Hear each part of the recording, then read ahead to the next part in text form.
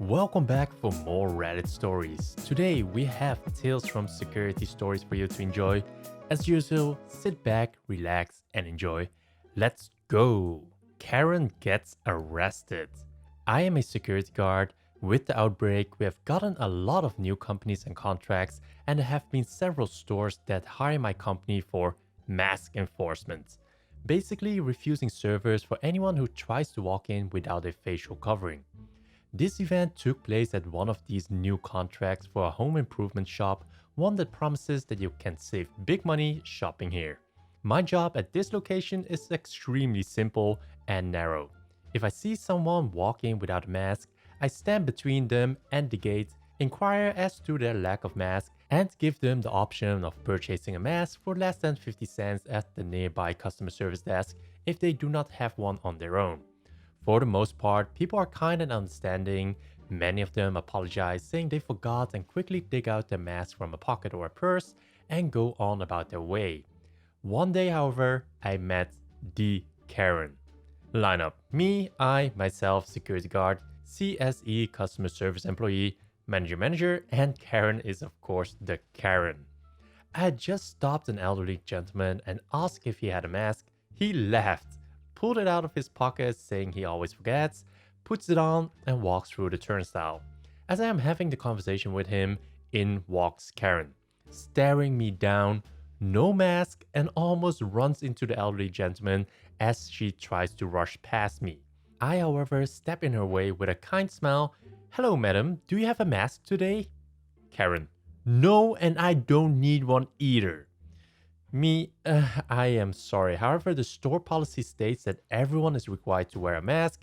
If you need one, you can get one over there, pointing to customer service desk, for just 42 cents. Karen: "I told you I don't need a mask. I just need a washing machine. Where are they?" Me, I don't know where the washing machines are. However, I can't let you pass this point without a mask. Please either get one on or see the customer service desk to purchase one. Karen: "What do you mean you don't know where the washing machines are? What kind of incompetent worker are you?" Me, I am not an employee of this store. I work for a third-party security company.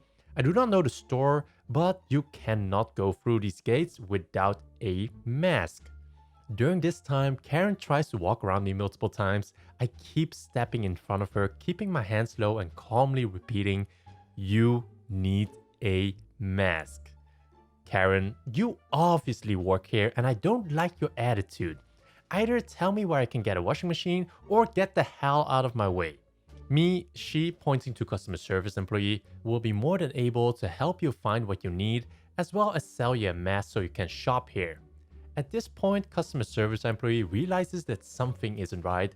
As for the most part as a guard, I smile and wave, pace, and don't really interact with customers. So when I'm no longer smiling, standing still and speaking with a customer, this usually means that something is going wrong. CSE: "Hello, what can I do to help you today?"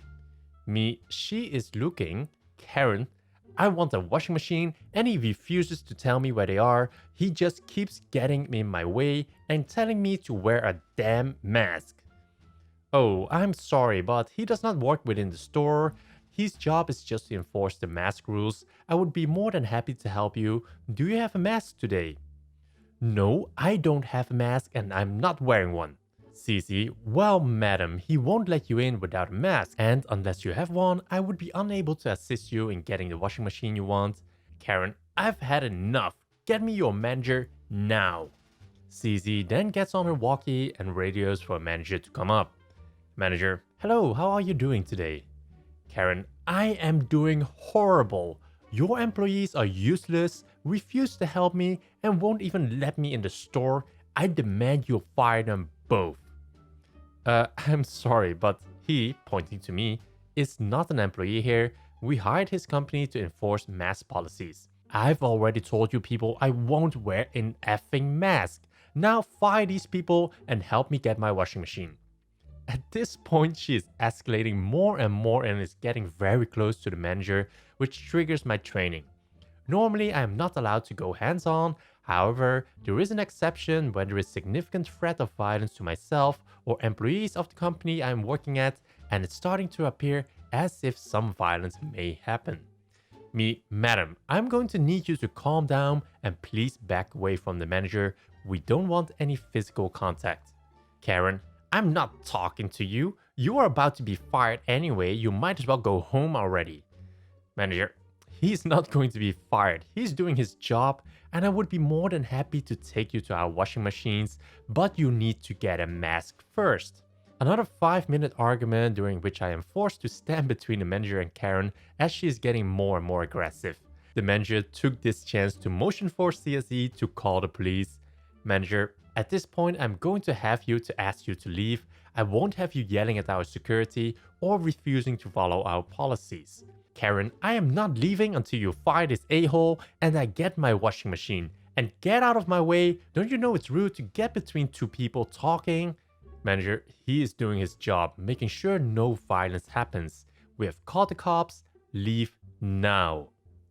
About 5 minutes later, the cops arrive with Karen screaming that we physically assaulted her and hit her when all she wanted to do was getting a washing machine, and even after the police reviewed the camera footage, she held to her story.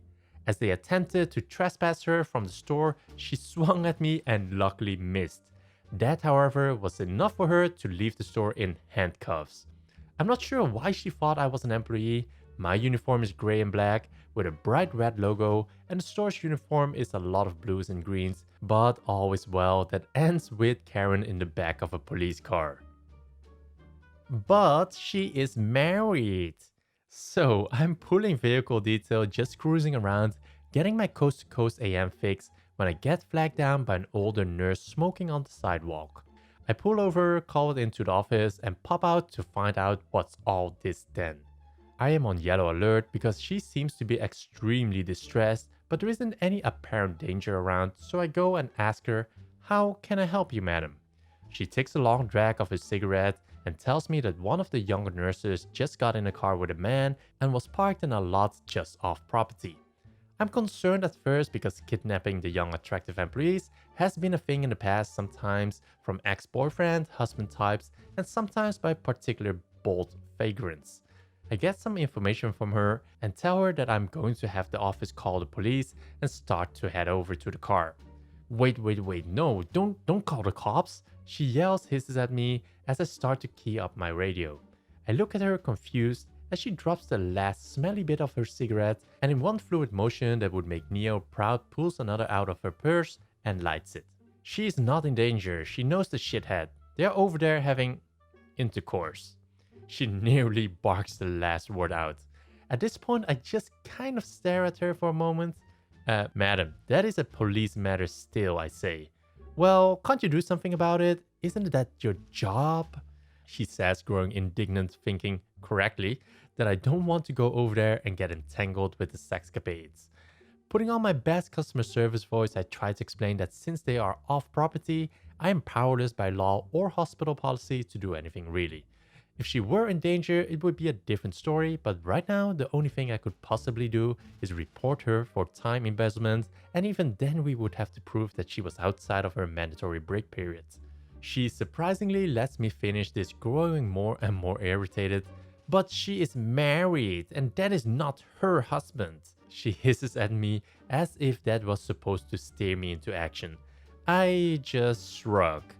Madam, all I can do is call the cops and let them sort it out. She stubs out the last of her cigarette and just starts walking off, muttering about morals and lazy security, and I think I heard a slut or two in there. Glad that it's over, I elect to leave the couple in peace. Sure, I should have reported it, but they were off property and were set up to where someone would have to physically over there and look in the car to see anything. Not worth the headache of a police intervention or the paperwork that would befall me afterwards. I radio in to the office that everything is okay and continue on my rounds. Kind of anticlimactic, I know, but I have a feeling this was going to evolve into something more interesting in the future. Old lady moral righteousness is a powerful thing down south, and I'm expecting some follow-up tale to regale you fine folks within the near future. You can't save everyone. The story of Roger. Working for a university police department can be a lot of fun, and I have plenty of great memories from the time I worked there.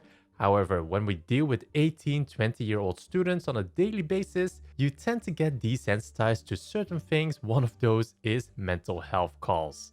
Many of our students were out-of-state students, and so for a lot of them, this was their first time away from their home. They were completely on their own, and now balancing school, work, clubs, and friends was their responsibility. Now, many students adjusted to this change well, but it wasn't uncommon for students to become overwhelmed and have usually minor mental crises. This type of call usually came up more during the holiday season, as students miss their families, or around the end of term, as students may not be doing as well as they thought they could. During this time, it wasn't uncommon for us to take upwards of 10 welfare checks a day.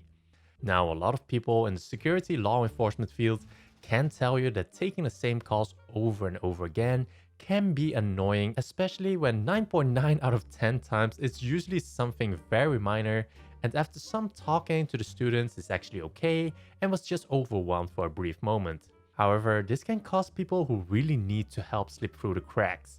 This is why I made my mission to be the public safety officer that was approachable.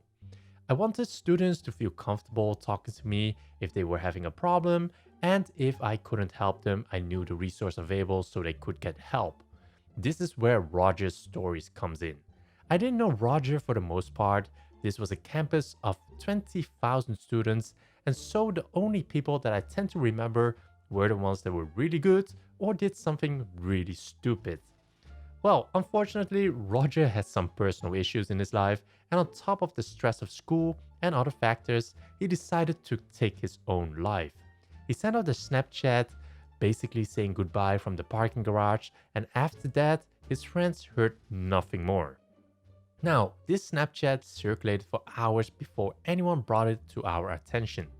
Once we were notified of this, we began to canvass the campus, checking his dorm, getting his frequent hangouts from his friends, and we couldn't find him. At the time, I was paired up with another PSO named JB. JB and I decided to go to the top of the parking garage, described in the snap, and found his car at the top. When we went inside, we found his keys and phone inside, but no Roger. We checked the whole parking garage and still nothing. As we checked outside, we came across a ditch that ran adjacent to the road. As we were walking through the ditch, we found him. He was on his stomach, just staring at us, but you could tell there was nothing there. We radioed our dispatch and told him to get fire, PD, and a super to our location. After about 10 minutes, fire and police rolled up on scene.